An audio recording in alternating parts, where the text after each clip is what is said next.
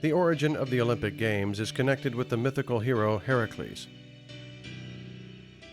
But they are obliged to a real person for their revival. He is Baron Pierre de Coubertin. Unlike the mighty Heracles, his successor didn't have an athletic build. He resembled the Belgian Hercule Poirot, the character created by Agatha Christie. He was short, with a showy mustache, elegant and eloquent.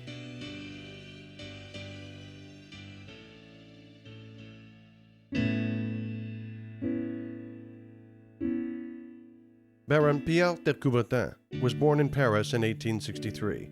After he had left college successfully, he entered the philosophical faculty of the Sorbonne. Pierre was a brilliant student. He liked history, pedagogy, and philosophy.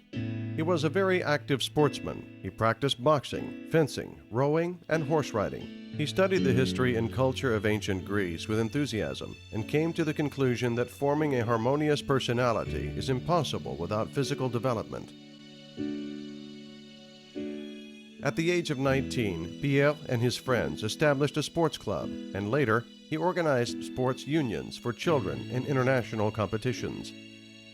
He traveled to England only to explore the system of physical training worked out by Thomas Arnold, who took a lot from the experience and traditions of ancient Greece.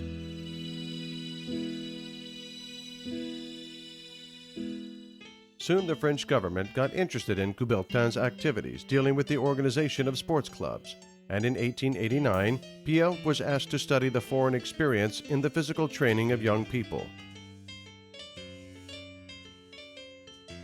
He worked with ardor. He started extensive correspondence, sent questionnaires, and then he went about Europe, where he met a lot of like-minded people.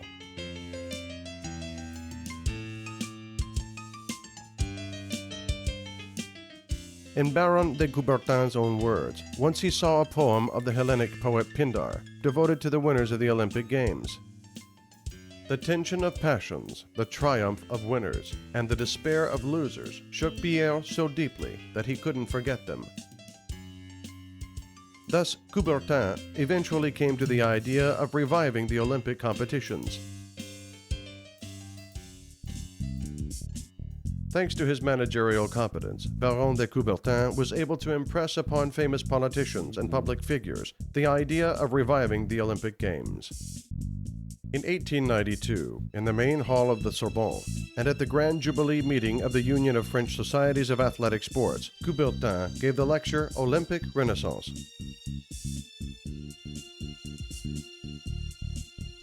It was there that he made his famous sentence, "It is necessary to make sports international. It is necessary to revive the Olympic Games."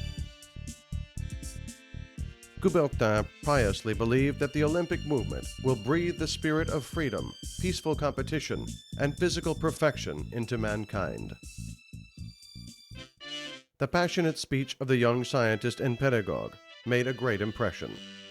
But it took 2 years to work out the plan to organize the Olympic Games, and it was only in 1894, again in the Sorbonne, that the historic decisions to revive the Olympic Games, set up the Olympic Committee, and hold the first Olympics in Athens were made.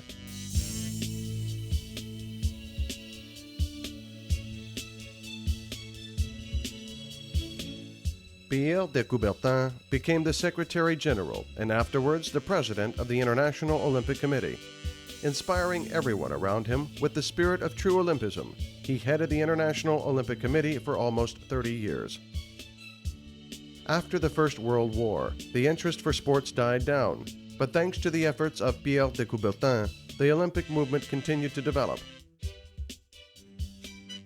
In 1925, when he was convinced that his brainchild continued to be vital, he resigned pleading bad health.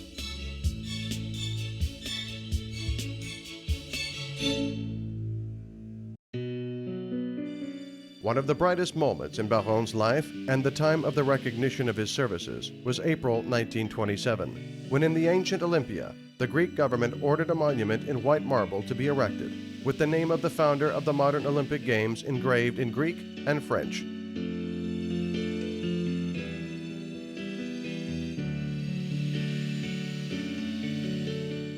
Pierre de Coubertin gave his fortune and private life to Olympics. At first, his wife Mary shared his selfless devotion to Olympics, but later, discord in the family started.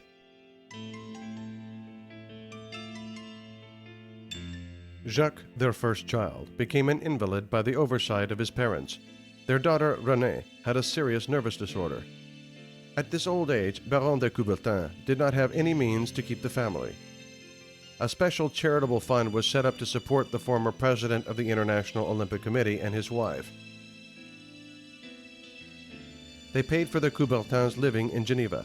On September 2, 1937, the main organizer of the international sports died in a Geneva park, where he did physical exercises every day.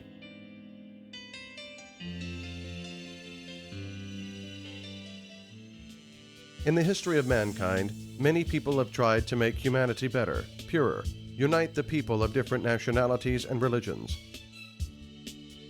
Baron Pierre de Coubertin was such a person, and he was one of the most talented, energetic, and keen persons of his time.